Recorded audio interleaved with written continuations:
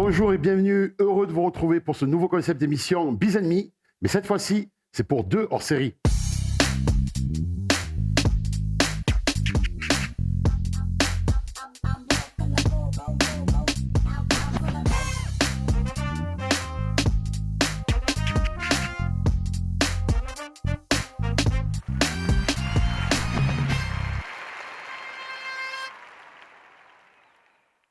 Mais alors, c'est quoi Biz & Me hors série?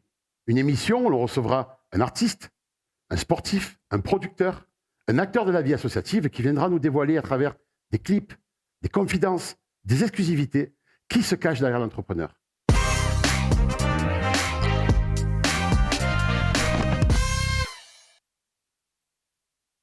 Bonjour et bienvenue. Je te laisse te présenter. Bonjour, je m'appelle David Eguren, je suis de la région parisienne et je suis metteur en scène du spectacle L'île au trésor. Merci beaucoup de venir partager ce moment avec nous. Grand plaisir. Je sais que tu es venu avec un beau cadeau, David. Tout de suite, on va découvrir le teaser. Standingo présente la plus célèbre histoire de pirates de tous les temps, enfin en comédie musicale. Où ça nous chante, au bout du monde si la mer est clémente, la route est longue quand on est maintenant.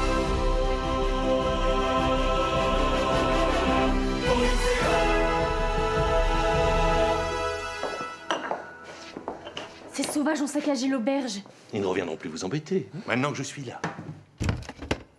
J'ai trouvé une carte dans le coffre de Billy Bones. Une carte au trésor, l'assurance d'une vie qui commence sans le moindre souci. Une carte au trésor, quand la chance qui frappe à votre porte a les poches bien remplies. Une carte. Jim, tu dois les convaincre de m'emmener avec vous. Mais tu sais très bien que les femmes sont interdites sur les bateaux. Toi ma maison, toi mon foyer, je viendrai pour te sauver. Qu'est-ce que toi tu ferais à ma place? Dis-le tout bas et je saurais faire face. Tu risquerais ta vie pour moi. Veuillez décliner votre identité. Lisa.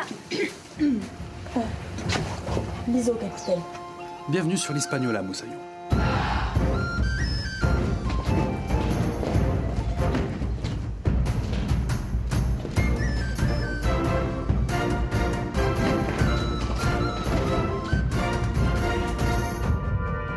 De l'aventure, de l'amitié, une histoire d'amour et de trahison. Mais surtout, un trésor caché sur une île mystérieuse. Nous prendrons le pouvoir par la force, camarades.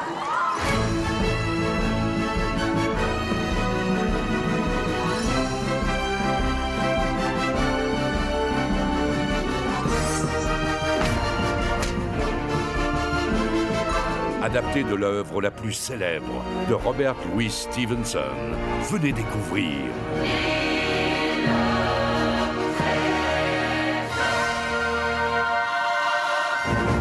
L'île au trésor, le musical. David, s'il te plaît, veux-tu bien nous raconter l'histoire de L'île au trésor, le musical?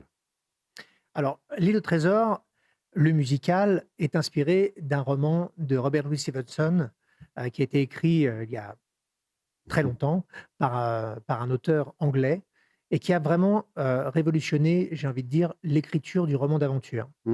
C'est l'histoire d'un jeune homme qui s'appelle Jim Hawkins et qui va partir à l'aventure après avoir découvert une carte au trésor dans le coffre d'un client de l'auberge dans laquelle il est né et dans laquelle il vit. Ah ouais. Et ils vont partir à l'aventure à la recherche d'un trésor. Mais sauf que ce jeune homme ne va pas trouver qu'un trésor, il va aussi se trouver lui-même. Et c'est quelque chose, c'est en ça que ce roman a transformé l'écriture et a modernisé le roman d'aventure, parce que c'est un roman d'aventure qui est une aventure physique, parce qu'on va chercher un trésor, mais aussi c'est aussi une aventure initiatique, parce qu'on va se trouver soi-même, finalement, en partant dans cette aventure. Wow. Et là-dedans, dans ce spectacle, du chant, j'imagine, de la danse, Alors ça, voilà. Et ça, après, c'est une adaptation en comédie musicale Et ça, l'auteur du livret, Christopher Delarue, en parlera beaucoup mieux que moi. Et je lui laisse le soin de vous faire découvrir son adaptation et les personnages qu'il a inventés, qu'il a créés, les personnages comment il les a modifiés, etc. Merci beaucoup, David, de ce partage. Merci de nous avoir donné 1000 eau à la bouche, comme on dit. On a très envie de vivre ce spectacle avec toi. Merci beaucoup.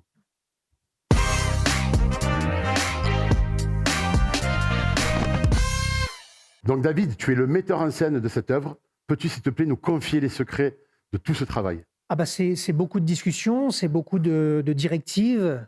On dirige un peu son monde, j'ai envie de dire. Et puis après, on est à l'écoute de toutes les propositions qui viennent des uns des autres. Et c'est un petit peu ça le travail du metteur en scène. C'est vraiment, dans un premier temps, d'être à l'écoute des propositions. Tous les corps de métier. De tous les corps de métier. Et puis après, de faire un petit peu sa salade de tout ça et de créer sa mise en scène avec toutes ces propositions-là. Je n'impose pas, par exemple, d'image ou de direction tout de suite. C'est-à-dire que je parle avec le créateur costume ou avec le décorateur, et puis après, cette personne va me proposer des choses. Et là, de le ressenti. Et ça va être au ressenti, et ça va être en dialogue, et après, je vais dire non, je verrai plus quelque chose comme ça, quelque chose dans cet univers-là, quelque chose dans cette direction-là. Merci beaucoup, merci beaucoup. À très bientôt. On reçoit maintenant l'invité suivant.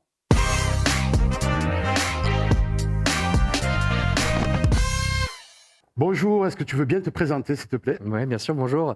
Je m'appelle Christopher Delarue, j'ai 28 ans et j'habite à Saint-Denis dans le 93. Christopher, veux-tu bien, s'il te plaît, nous partager une partie de l'histoire de L'Île au Trésor, le musical, un roman qui a plus de 200 ans?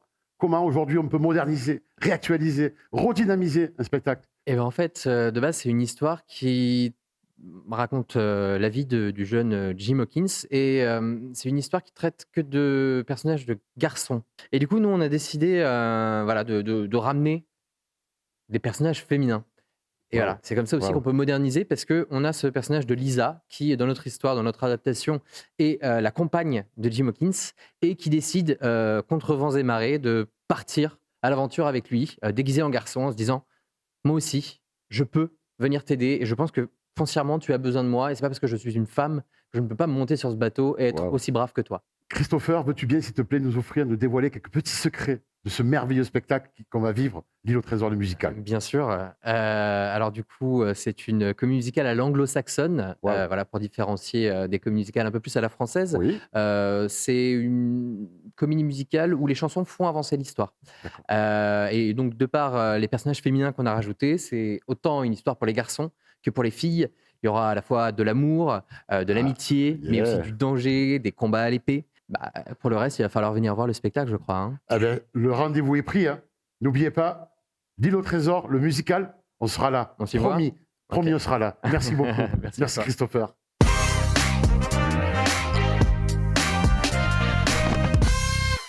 Alors, tu es connu pour être un des plus jeunes auteurs de la scène parisienne, et surtout grâce à ça. Je sais ce qu'il faut faire. Il sera tellement fier, mon père.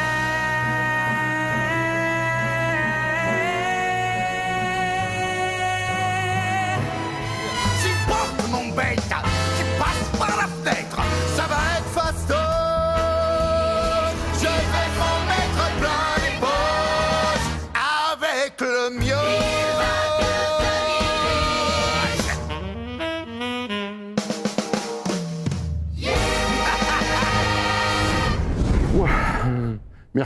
Merci énorme Oliver Twist, sublimissime.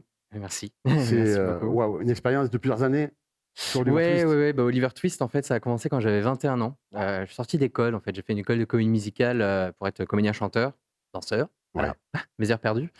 Et là, j'ai rencontré Shylock, qui était mon professeur de chant harmonie. D'accord. Et on a commencé à sympathiser. Il m'a dit, avec son français très approximatif de l'époque, il m'a dit, est-ce que ça t'intéresserait d'écrire une comédie musicale avec moi? Lui, il est compositeur. Je lui ai dit, écoute, j'ai écrit une chanson dans ma vie quand j'avais 14 ans et que ma copine m'avait quitté. Allons-y, gaiement. Donc on a commencé à bosser là-dessus. On a regroupé un casting de gens exceptionnels et on s'est rendu compte que on avait une bonne étoile là-dessus. Et donc le duo aujourd'hui revient. Le duo revient, ouais. Et vient créer, et travailler, et dessiner, et collaboré au sein de l'île au trésor, le musical. Exactement, ouais. Merci. Et maintenant qu'on va laisser la partie plus professionnelle, si tu es d'accord, on va aller ensemble un peu plus dans ta story, ton histoire. Ouais. OK? Au cœur du pro.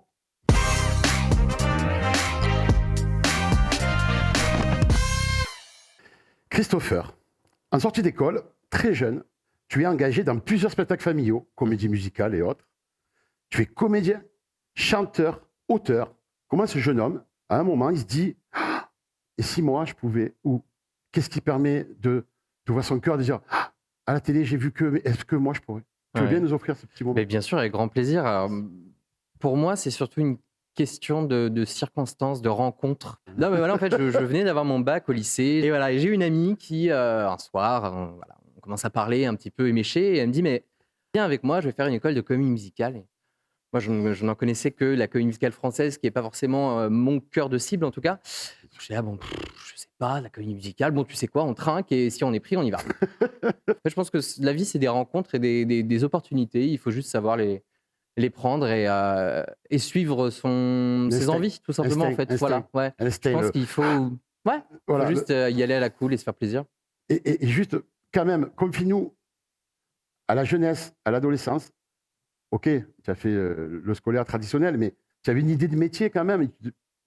Ouais, moi je voulais être concepteur-rédacteur. Je voulais quand même écrire déjà. Je voulais écrire des slogans de publicité. Voilà, il y avait déjà une intention communication, rédactionnelle, marketing peut-être aussi. Vous êtes à la fois, ou metteur en scène pour David, ou auteur pour toi, mais vous êtes aussi comédien, chanteur, danseur. Alors, c'est là que je trouve magique, parce que le conseil que vous devez apporter aux autres, il doit être tellement bienveillant. Parce que vous êtes sur scène, vous savez ce que c'est la scène. Ouais, déjà, je pense qu'il est bienveillant. En tout cas, il essaye de l'être. Et c'est surtout que quand j'écris, que ce soit des dialogues ou des chansons, j'essaie justement, comme j'ai un peu l'expérience de la scène aussi, de savoir comment est-ce que cette phrase va être dite. Et voilà, je pense que ça nous donne un autre aussi regard vis-à-vis de ça. Une autre expertise de la chose, peut-être. Même si, c'est de toute façon la scène qui a raison. Différent. Exactement, c'est la scène qui a raison. Donc parfois, tu écris un truc et tu dis, oula, pas du tout, ça ne fonctionne pas. Mais en tout cas, ça peut ouvrir quelque chose de peut-être plus proche d'une réalité qui pourrait fonctionner, je pense. Merci beaucoup, Christopher, de ce partage. Maintenant, on va accueillir un autre invité. Tu veux bien? On y va? Un très grand. Jingle, l'invité.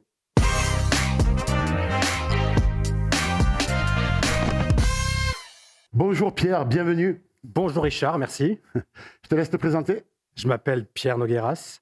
Je suis réalisateur, j'ai 41 ans et je vis à Paris. Superbe, merci beaucoup de nous rejoindre aujourd'hui. On va voir tout de suite un extrait de tes réalisations. Avec plaisir.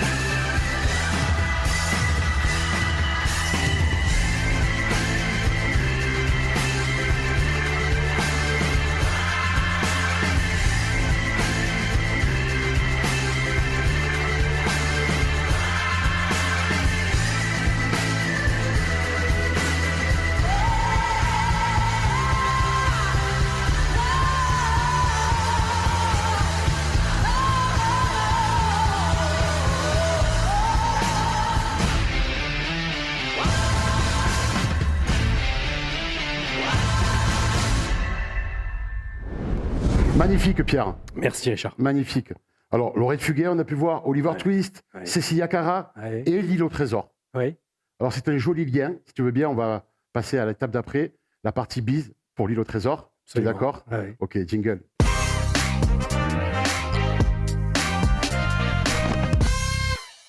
Donc, Pierre, tu as été choisi pour réaliser les teasers et les clips du spectacle L'île au trésor, le musical. Qu'est-ce qui t'a plu? Qu'est-ce qui t'a touché? Qu'est-ce qui t'a fasciné dans ce projet-là?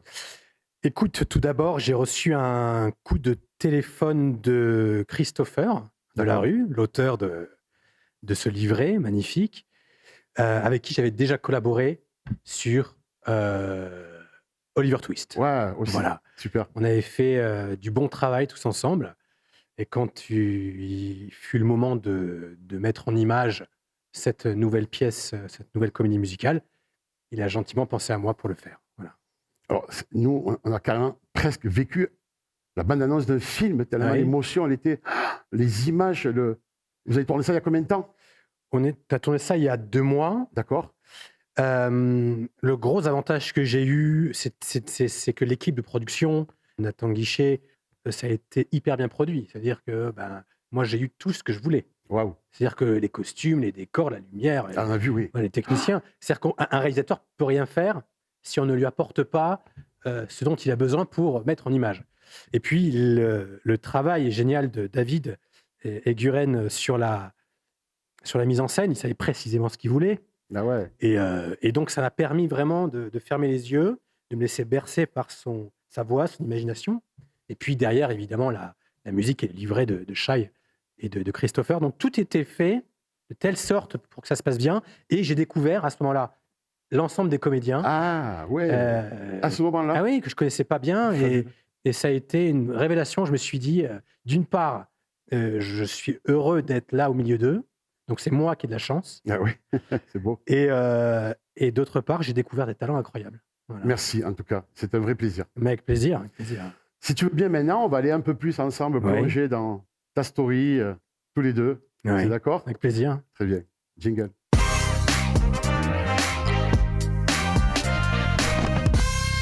Alors, Pierre, tu as grandi à Grasse. Oui. Enfant, tu as très souvent été avec ta maman au cinéma. Oui. Elle te initie à cet univers-là. Mhm. Et là, à 14 ans, en toi se crée une pensée et un ressenti. Tu te dis, j'aurais un jour l'envie de vivre et de faire vivre mes propres histoires. Ouais. Tu te souviens de cette époque? Je me souviens très très bien. Ouais. C'est une époque où on m'offre une caméra pour mes 14 ans. Ah. Ouais. Qui t'offre la caméra? Ma mère. Ah ouais. Et à partir de là, je crois que mes rêves ont commencé à se mettre en image. Et je me suis dit, il n'y a plus rien qui pourra m'arrêter. Et comme j'ai été bercé par un univers très anglo-saxon, très jeune, très tôt, j'étais abreuvé de toutes ces images absolument incroyables, artistiquement et esthétiquement, mais je me suis très vite porté vers cet univers-là. Quoi. Et vers 18 ans, tu choisis même de faire donc du coup l'école supérieure du cinéma et de l'audiovisuel. À Nice, absolument. À Nice. Ouais. Et combien d'années le cursus? C'est 3 ans. 3 ans. Donc tu as à peu près... Donc j'ai passé mon bac à 18, donc j'avais 19 ans, de 19 à 23.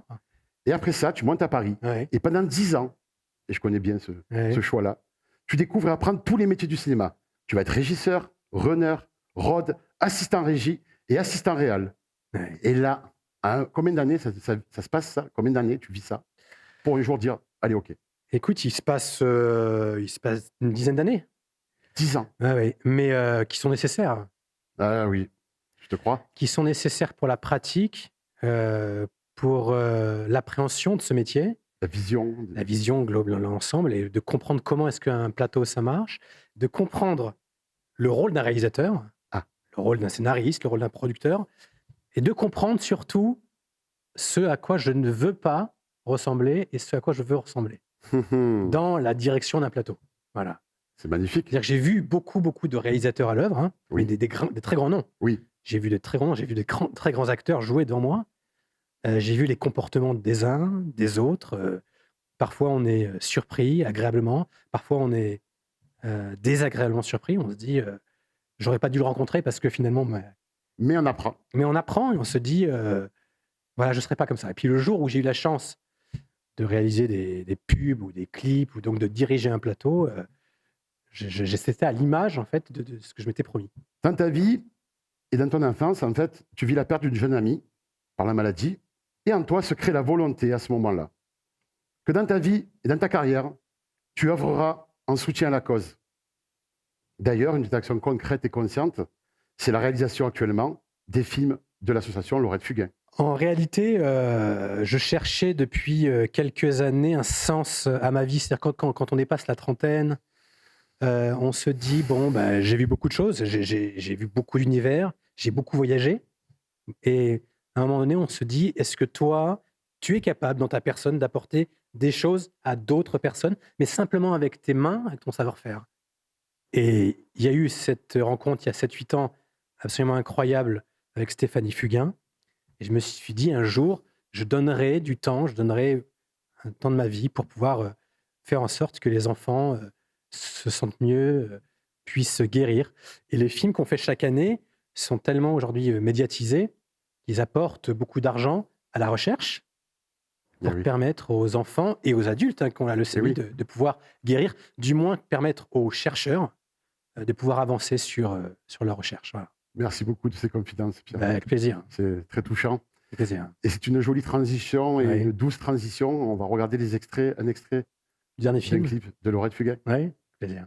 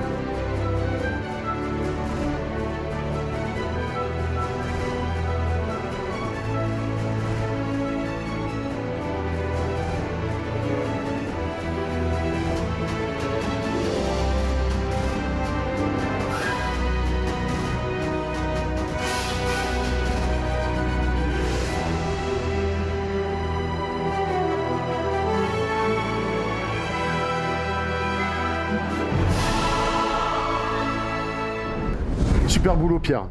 Merci. Vraiment.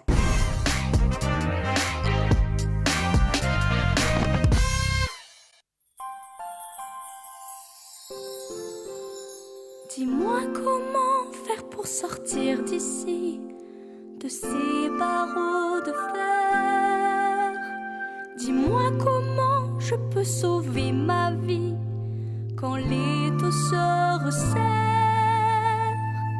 Tu es l'étoile qui me guide dans le soir, mais la nuit me semble bien trop noire.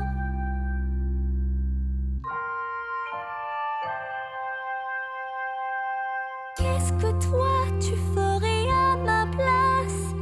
Dis-le-moi et je saurais faire face. Tu sais trouver les mots qu'il faut quand mon cœur me fait défaut. Qu'est-ce que toi tu ferais à ma place? Toi mon sang-froid lorsque le mien se glace. Bien sûr j'ai peur mais malgré ça rien ne m'arrêtera.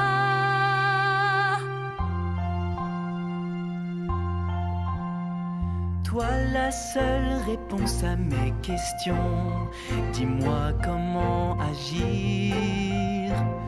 Je sais pertinemment que mon cœur a raison, je ne dois plus faiblir. Tu es l'étoile qui me guide dans le soir. Tu es la seule qui puisse me faire garder espoir. Qu'est-ce que toi tu ferais à ma place? Dis-le-moi et je saurais faire face. Tu sais trouver les mots qu'il faut quand mon cœur me fait défaut. Qu'est-ce que toi tu ferais à ma place? Toi mon sang-froid lorsque le mien se glace. Bien sûr j'ai peur mais malgré ça rien ne m'arrêtera.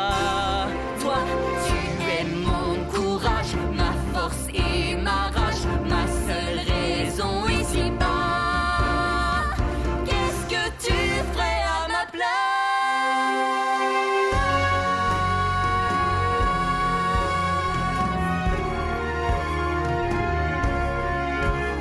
Toi ma maison, toi mon foyer, je viendrai pour te sauver. Qu'est-ce que toi tu ferais à ma place? Dis-le tout bas et je saurais faire face. Tu risquerais ta vie pour moi, je risquerais la mienne.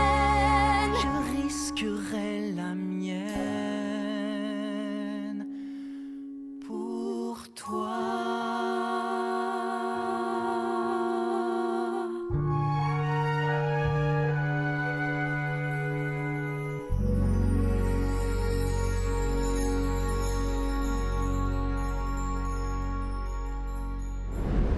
Merci pour ce magnifique clip, cette merveilleuse chanson, remplie d'émotions. C'est sublime. On est fan totalement. Merci. Je vais vous laisser vous présenter. Alors, je m'appelle Lou, j'ai 17 ans, je suis suisse et j'habite à Paris. Bienvenue, Voilà. Lou. Pablo, Et oui, Pablo, j'ai 23 ans et j'habite à Paris aussi. Ravi d'être ici. merci, welcome. Alors, pour faire un clip comme celui-ci ou un spectacle comme celui-là, il y a forcément des auditions qu'il faut vivre à un moment. Et là, on a une surprise pour vous. Vous ne le savez pas. Les images des auditions.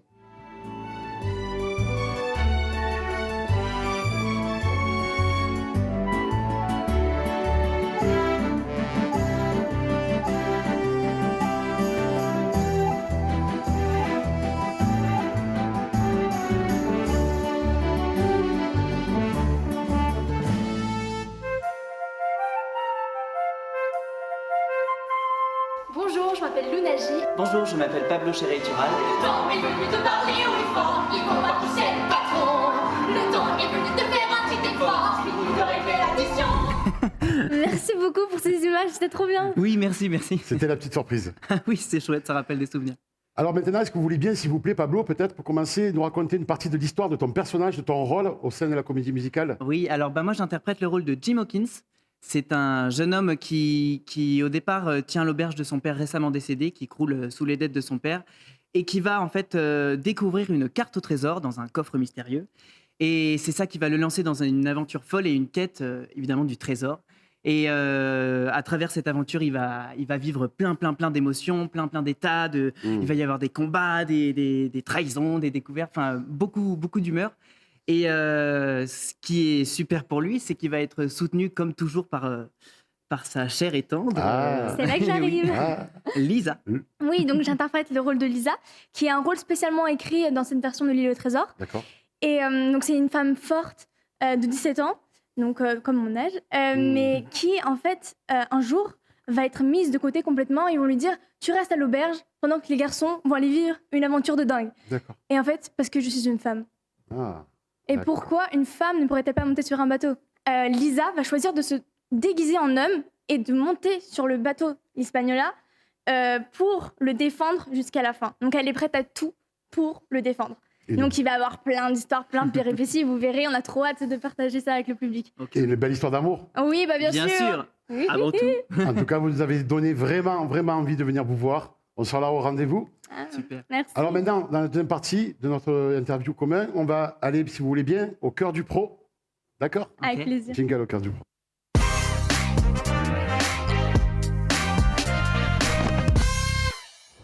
Pas encore terminé, on a encore quelques petites surprises pour vous, et notamment Lou qui va à la rencontre de vos stars préférées. Alors voici la chronique de Lou.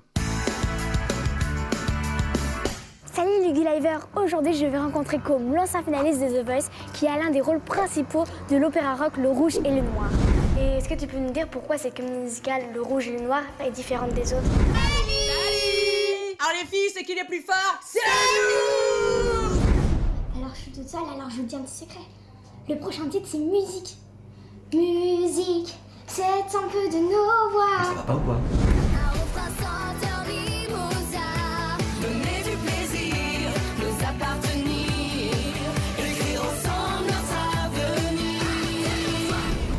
Lou, tu commences ton expérience artistique et scénique déjà à 5 ans. À 12 ans, tu es chroniqueuse sur une chaîne pour enfants. Puis, tu enchaînes des rôles dans des courts-métrages, des séries, des comédies musicales. Est-ce que tu veux bien nous raconter un bout de ce parcours? Bien sûr, avec plaisir. Alors, en fait, ça a commencé à l'âge de 4 ans, où je commençais un peu à savoir ce que j'aimais, etc. Et l'artistique m'a direct attirée, mais vraiment. J'ai toujours su que je voulais faire ça, la comédie musicale en particulier. J'étais beaucoup inspirée des comédies musicales à l'américaine, l'anglo-saxonne. J'ai beaucoup voyagé, je suis allée à New York, la chance d'aller à New York et à Londres. Donc, les comédies musicales où on danse, on chante, on fait du théâtre. Du coup, je me suis dit, ça y est, je veux faire ça. Donc, je me suis formée Et je continue à me former sur tout, danse, chant, théâtre. Et je suis montée à Paris à 10 ans pour pouvoir me former plus et pouvoir vivre de ce métier. Je prends tellement plaisir à danser, chanter. Enfin, C'est une passion et un génial, plaisir à vraiment, ton âge. Et je me suis jamais posé une question que j'allais être avocate ou je ne sais quoi. C'est vraiment l'artistique. Nature. Merci beaucoup, Lou. C'était un Merci. joli témoignage. Merci. Très touchant. Et à Pablo, du coup, maintenant. Donc, tu vis à Auxerre quand tu es jeune et tes parents sont choristes tous les deux. Et oui. Ta maman t'encourage vers le conservatoire. Puis, à 12 ans, ton papa, lui, t'accompagne à apprendre la danse. Et la conjugaison des deux arts vont t'amener à intégrer plusieurs comédies musicales. Et dans ce parcours, tu intègres aussi, à Paris, l'école NS World Tuno International.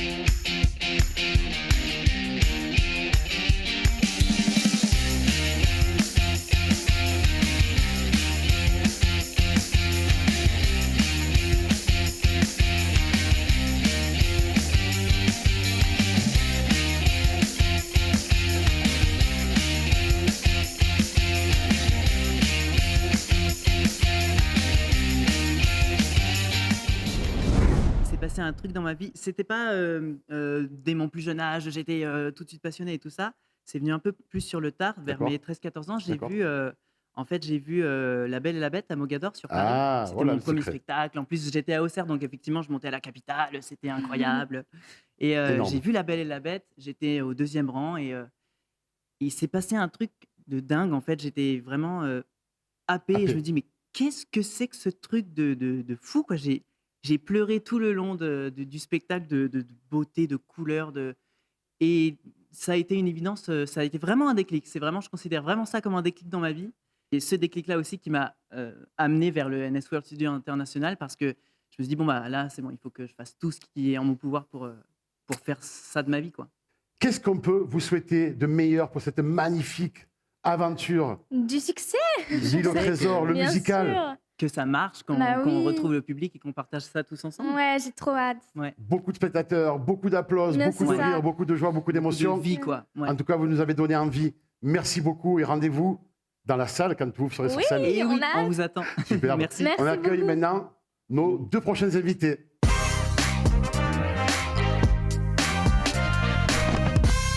Bonjour et bienvenue. Je vous laisse vous présenter. Alors, je suis Sophie Delmas. J'ai le grand bonheur donc de faire partir de cette magnifique aventure de l'île au trésor, dans lequel j'aurai le plaisir de défendre non pas un, mais 2 rôles. Waouh. Voilà, qui ne sont autres que le rôle de Black Dog et de la reine Amazon. Comment on peut arriver à ce personnage de Black Dog? Black Dog, voilà, c'est une aventure parmi tant d'autres. Quoique très sincèrement, c'est peut-être l'un des personnages encore avec tous ces traits caractéristiques que je n'ai pas encore eu le plaisir de défendre. Voilà, donc je trouve que c'est encore c'est une pierre de plus à l'édifice de mon parcours, de mon chemin, de ma carrière. C'est un petit peu c'est plus un rôle de composition. On est loin de ma nature, de ma vraie nature, et je trouve que c'est une chance extraordinaire, effectivement, au bout d'un certain nombre d'années d'expérience, de pouvoir encore et toujours se challenger, voilà, grâce à des rôles qu'on nous offre. Mais merci, on va voir tout ça en images.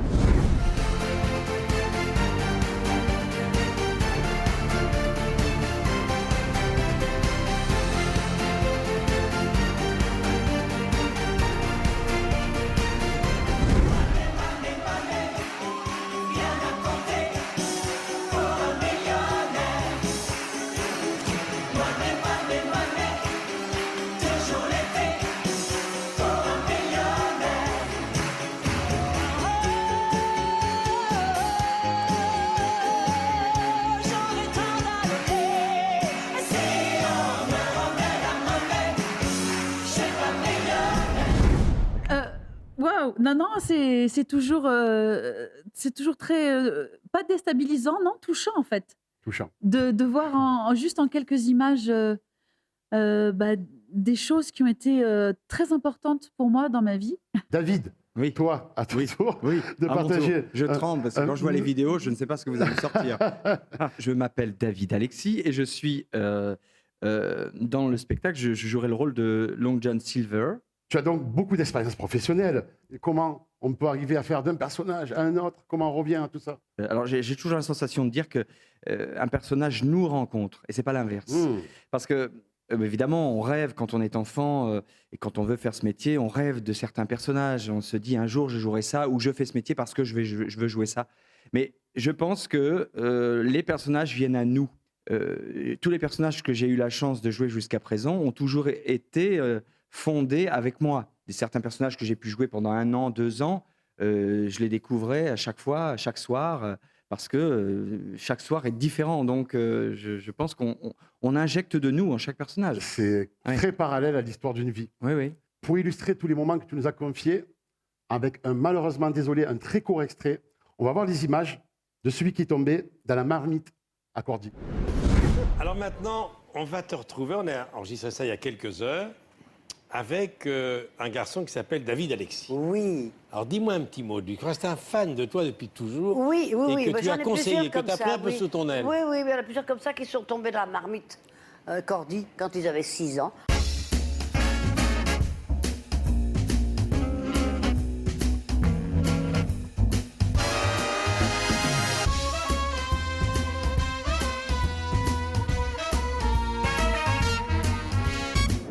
David Alexis et je joue le professeur Abronsius de Königsberg. N'essayez pas de me tromper, de me berner, de me duper, car vous savez qu'en vérité, je ne crois qu'en la vérité, je n'ai confiance qu'en la logique et la science. Si tu me le dis, c'est pour mon bien. Comprends-moi bien, ton destin est entre tes mains. Si je laisse passer le bon train, moi je n'y pourrai plus rien. d'accord. Oh yeah.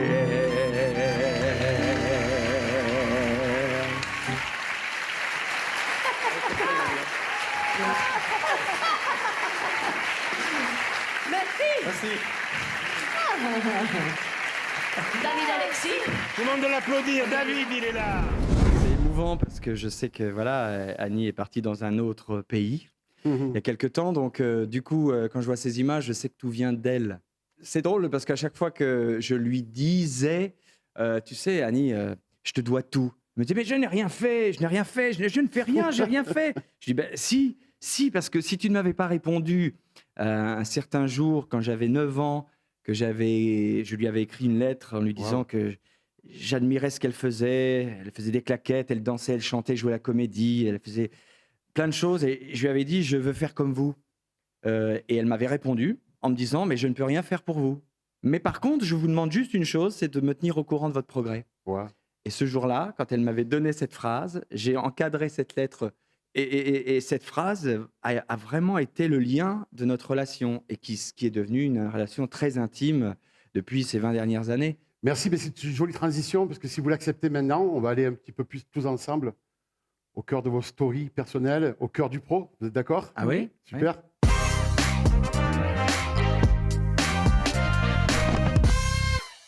Sophie, tu es née d'une famille d'artistes. Tes grands-parents étaient chanteurs d'opéra et d'opérette. Oui. Tu vis ça de l'intérieur et à 17 ans, tu débutes ta carrière qui va s'enchaîner sur de nombreux spectacles. L'année de mes 8 ans, effectivement, j'ai participé, ça a été mes premiers pas sur scène. Mon grand-père avait dirigé une très grande troupe amateur, mais quand même, voilà, très confirmée. Et il a monté sur scène la Révolution française. Et j'ai joué, je m'en souviens, le rôle du dauphin, du petit dauphin, du fils du roi, où j'avais 3 phrases chantées. Super. Donc ça a été mes premiers pas sur scène, mais très sincèrement, je ne crois pas que j'étais dans le « ah, je veux devenir quelque chose, je veux chanter, je veux chanter ». Bref, ma vie a basculé à ce moment-là. Ça s'est imposé à moi. J'ai même, je l'avoue, quitté l'école, le cursus scolaire, donc très tôt, à l'âge de 16 ans et demi. Et là, c'est enchaîné. Je n'ai jamais arrêté de chanter depuis ce moment-là.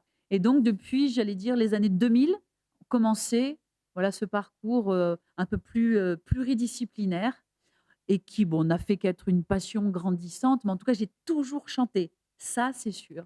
Voilà. C'est toi. Oui, c'est moi. D'ailleurs, tu crées, dans ton histoire de vie, tu crées un spectacle qui s'appelle Hollywood. Oui. Et lors de la tournée, tu rencontres Pierre Cardin. Oui. Pas des moindres.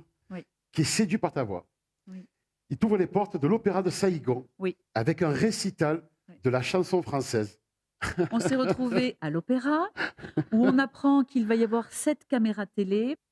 La salle était pleine de Magnifique. gens assez illustres, bien sûr de la ville. Ou Tant qu'à faire. Voilà. Et je crois que c'était, paradoxalement, ça a été sur le moment, un des pires moments de notre existence, dans le sens où on s'est rendu compte de la responsabilité et de la pression incommensurable que nous avions sur nos épaules. Et tout d'un coup, il s'est mis au piano. J'ai démarré je me souviens j'étais dans un état un peu nébuleux, parce que on a quand même toujours peur, hein, même au bout d'un certain nombre d'années. Je confirme. Et on est d'accord. Ah oui. Et ça s'est transformé en 2 heures, une espèce, vous savez, d'apnée dans le temps et dans notre vie. Alors, à David, maintenant, oui, le partage de ton Alors. histoire. Donc, toi, tu es né à Cherbourg. Oui, je suis normand. C'est ça. Welcome. Et j'ai de la famille à Marseille. Ah. Je les embrasse d'ailleurs. Mais nous aussi.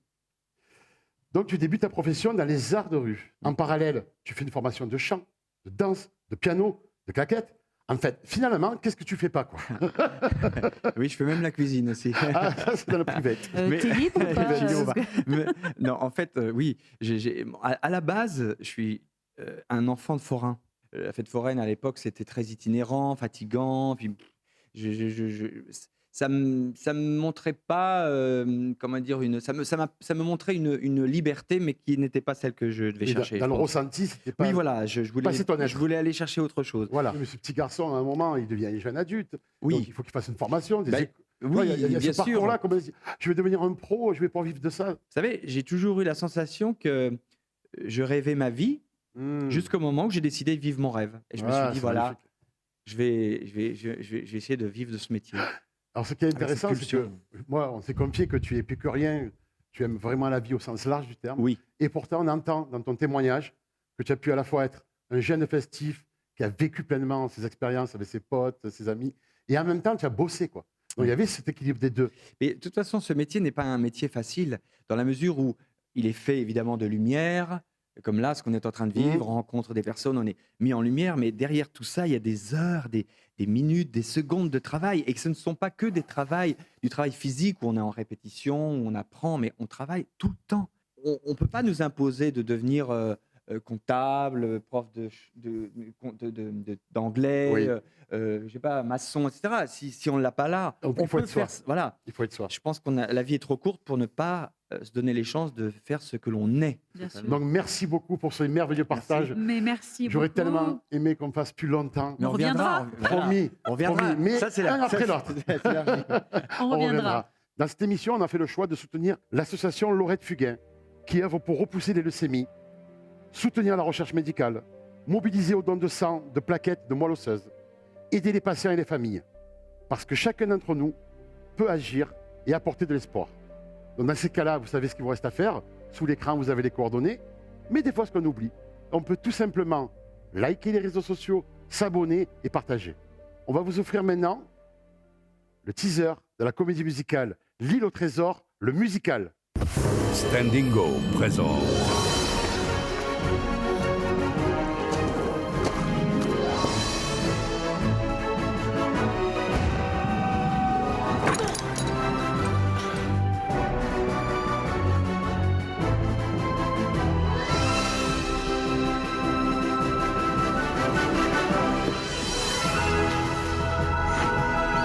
L'île au trésor, le musical. Et souvenez-vous, Bis Ennemis hors série, c'est aussi le vendredi à midi.